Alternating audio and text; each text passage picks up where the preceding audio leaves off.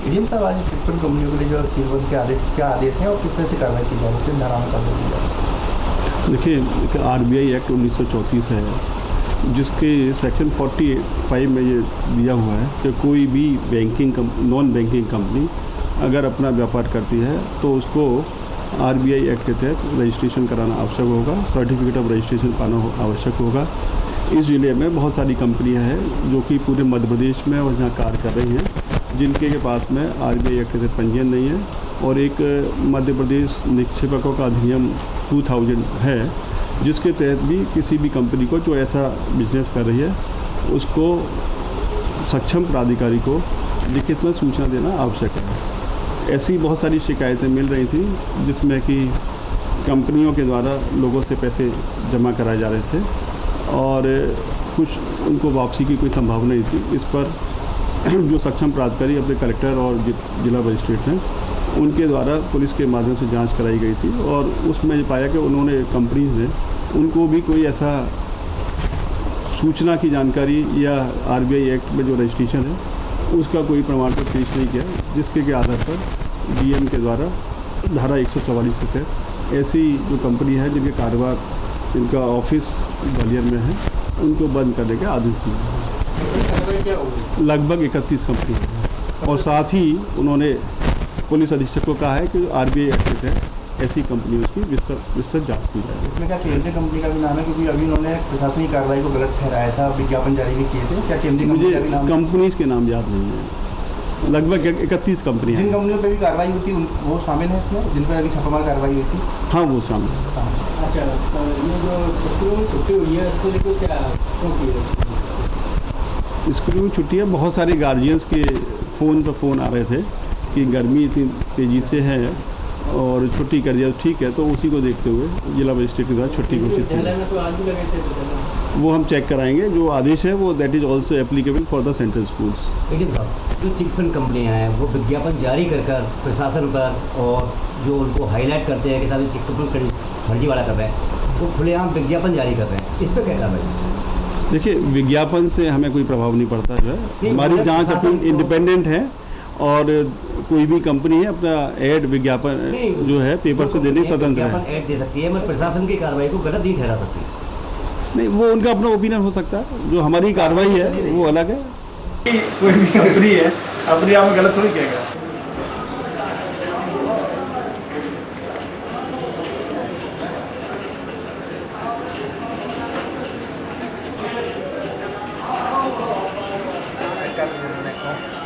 आदेश मिले हैं और क्या अग्रिम कार्रवाई की जा रही है? धारा, चलो छोड़ दो, उसको छोड़ दो, चलो फिर से कर लेना। क्वेश्चन बताइए। दंड प्रक्रिया संहिता की धारा 144 के अंतर्गत जिला दंडाधिकारी ग्वालियर श्री आकाश त्रिपाठी द्वारा एक आदेश जारी किया गया है, जिसके अंतर्गत ग्वालियर ज़िले की सीमा में जितनी भी नॉन बैंकिंग फाइनेंशियल कंपनीज़ या किसी भी तरह की कोई फाइनेंशियल इंस्टीट्यूशन या एस्टेब्लिशमेंट काम कर रही है, उनको तत्काल प्रभाव से जहां उनका कारोबार है या जहां भी कार्यालय है उसे सील कर कार्य बंद करने हेतु आदेश प्रसारित किया गया है। वो आदेश की कॉपी हमें प्राप्त हो गई है और संबंधित सिटी मजिस्ट्रेट और थाना प्रभारी उन्हें निर्देशित किया गया है कि वे इस आदेश का पालन सुनिश्चित कराएंगे और इस आदेश का यदि कोई भी कंपनी द्वारा उल्लंघन किया जाता है तो धारा 188 भारतीय दंड संहिता के अंतर्गत वह दंडनीय होगा। किन किन कंपनियों के नाम है, कितनी इसमें तो कोई भी कंपनी, कोई भी इस तरह की कंपनी, हालांकि जो सूची दी गई है वो सूची के अंतर्गत जो नाम है उनके अलावा भी यदि कोई इस तरह की फाइनेंशियल एस्टेब्लिशमेंट है जिसका नाम अभी तक जानकारी में नहीं आया है, लेकिन यदि वो जानकारी में आता है तो उसे भी बंद करना होगा। तो ये कुल मिलाकर के सभी ऐसे फाइनेंशियल एस्टेब्लिशमेंट के लिए आदेश है जो कि काम कर रहे हैं, भले ही उनका नाम किसी को जानकारी में आया हो अथवा नहीं आया हो। तो ऐसा सभी इंस्टीट्यूशन को बंद करना होगा और यदि वो बंद नहीं करेंगे तो धारा 188 के अंतर्गत एक दंडनीय अपराध वे करेंगे। क्या केएमजे कंपनी का भी नाम जारी? हाँ, निश्चित तौर पे केएमजे का भी है, परिवार डेयरी का भी है और केएमजे लैंड डेवलपर्स का है, रॉयल इंडिया का है, कमाल इंडिया का है, सन इंडिया का है, सिस्का लार्क का है, और उसके अलावा भी बहुत सारी कंपनीज़ हैं कब तक कार्रवाई पूरी हो जाएगी, कब तक सील बंद करने की कार्रवाई कब तक की जाएगी लगभग कुछ? मैं समझता हूँ कि निश्चित आदेश जारी हो चुका है, तो अब किसी भी क्षण सिटी मजिस्ट्रेट और थाना प्रभारी वहाँ पहुँचेंगे और पहुँच करके चेक करेंगे, और चेक करने के बाद अगर पाया जाता है कि वो चालू हैं तो उन्हें सील भी कराया जाएगा। और ये जानकारी जैसे ही सभी इंस्टीट्यूट को पता लग जाती है, जैसे आपके माध्यम से लग जाएगी, तो ये माना जाएगा कि ये उन तक पहुंच गई है। ये नोटिस सभी को सर्व भी करवा दिए जाएंगे, और ये सर्व कराने के बाद मैं समझता हूं कि कल ही इसका पालन सुनिश्चित हो जाएगा। आज की जो कार्रवाई की जा रही है चिटफंड कंपनियों के खिलाफ, इसमें निक्षेपों के संरक्षण अधिनियम के तहत यह कार्रवाई की जा रही है। पूर्व में 15-16 कंपनियों के विरुद्ध निक्षेपों के संरक्षण अधिनियम के तहत इस्तगासे प्रस्तुत किए गए थे, जिसमें उनके द्वारा कॉम्पिटेंट अथॉरिटी को अपना कार्य करने की सूचना न देने के इल्ज़ाम में इस्तगासा प्रस्तुत किया गया था। आज की जो कार्रवाई है, इसमें चूँकि इनके पास RBI की अनुमति भी नहीं है यह कार्य करने के लिए, अतः ये एक सर्वे करके कॉम्पिटेंट अथॉरिटी निक्षेपों संरक्षण अधिनियम के तहत जो डिस्ट्रिक्ट मजिस्ट्रेट हैं, उनको इस बात का प्रतिवेदन प्रस्तुत किया जाएगा कि इनके प्रॉपर्टीज़ कुर्क की जाएँ, अटैच की जाएँ, क्योंकि ये बिना अनुमति के जो सक्षम अधिकारियों की अनुमति के चलाए जा रहे हैं, और इसमें बड़ी संख्या में आम आदमी के साथ धोखाधड़ी होने की संभावना है। कुछ प्रमुख हैं जो कार्रवाई चल रही है? अभी करीब 7 अलग अलग थानों में यह कार्रवाइयाँ चल रही हैं, क्योंकि ये 7 थाना क्षेत्रों में ये हमारी जानकारी जो है उसमें इन 7 थाना क्षेत्रों में यह स्थित थी, तो संबंधित थाना प्रभारियों को निर्देशित किया गया। अभी तक लगभग कितने करोड़ पैसे से कारोबार हो जा रही है? अभी ये कार्रवाई अभी प्रारंभ हुए 1 घंटा हुआ है। अभी मैं यह कहने की स्थिति में नहीं हूँ कि कितने करोड़ की संपत्ति का सर्वे हो चुका है। इसमें ये कलेक्टर न्यायालय में यह प्रतिवेदन प्रस्तुत किया गया। क्या कोई गिरफ्तारी की जाएगी? नहीं, आज की कार्रवाई में कोई भी गिरफ्तारी या जब्ती की कार्रवाई नहीं हुई है।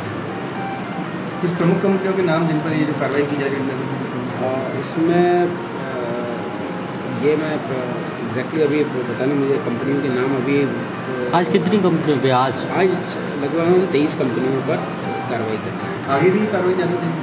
इसमें यह संभव रहेगा कि आज हमको कुछ प्रॉपर्टीज़ मालूम पड़ती हैं और कुछ नहीं मालूम पड़ती हैं, और बाद में यदि हमको मालूम पड़ती है तो एक सप्लीमेंट्री रिपोर्ट जो है समय समय पर कलेक्टर को भेजी जा सकती है। क्या माने कि इस कार्रवाई के बाद में जो कंपनियाँ संचालित थी उनका जो कार्य है वो बंद किया जाएगा, क्योंकि इस तरह से अभी तक वो मामला दर्ज होने के बाद भी संचालित? इसमें देखिए, हमारी जो कार्रवाई रहेगी वह यह रहेगी कि हम कॉम्पिटेंट अथॉरिटी के न्यायालय में, मतलब जो डिस्ट्रिक्ट मजिस्ट्रेट के न्यायालय में ये प्रतिवेदन देंगे कि इनके कार्यालय सील किए जाएँ, और क्योंकि इसमें बड़े संख्या में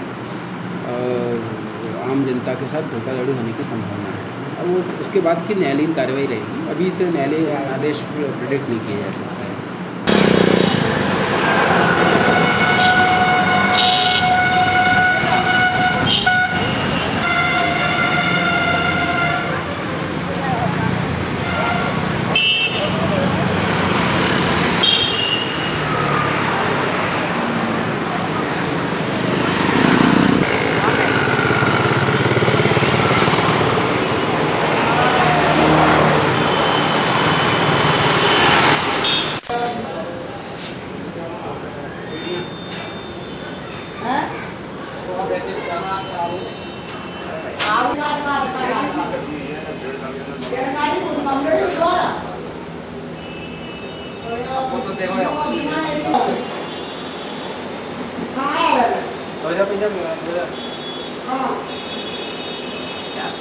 मैं आपको वो शेप कर लूँगा या तो एक संडे को गवर्नमेंट को मंगानी भी है कल नहीं रहते इसलिए कल जा नहीं सकते। हाँ तो परसों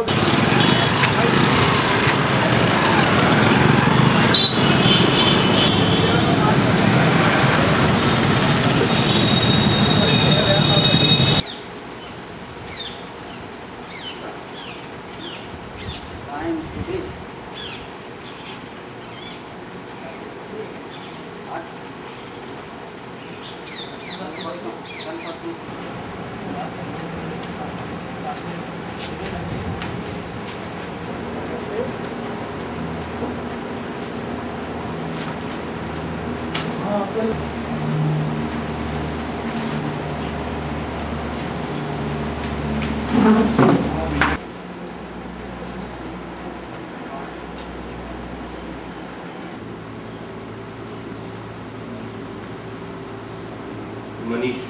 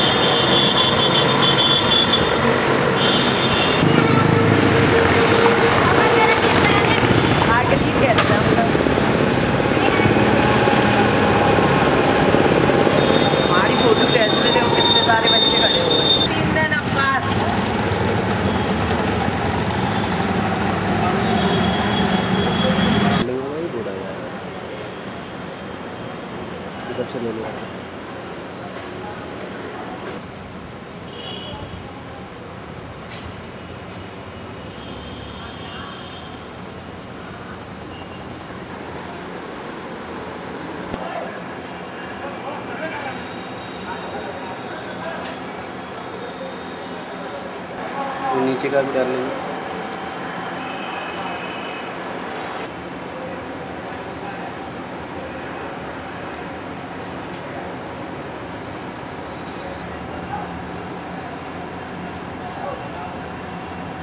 गलत बात है यार, तुम्हारा शेयर करना क्या रहा है, पूरा नहीं कर रहा है।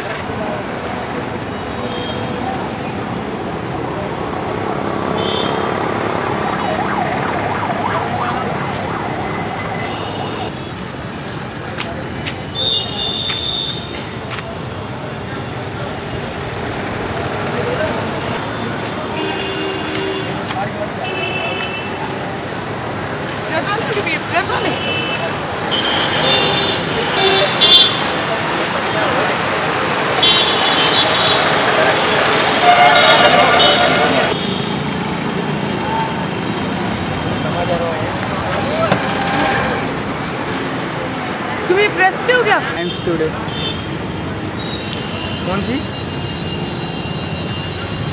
ऊपर जाके बढ़िया वीडियो प्ले करेंगे तो पूछो तो कहते हैं नीचे में बैठे हैं।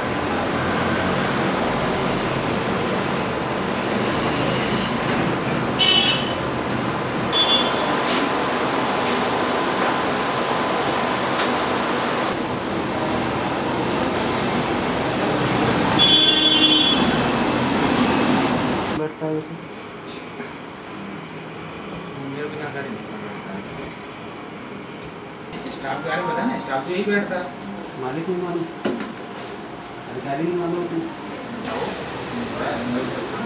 क्या काम होता है। बजाय नाश्ता और एक्स्ट्रा रहता है। इसलिए मेरे साल में मुझे आप पूछा है काम के लिए चैनल से क्या नहीं ले सकते, उसकी जगह रियायत नहीं होगी, वो कुछ नहीं कर सकते। आपने लिया ना, मेरा भी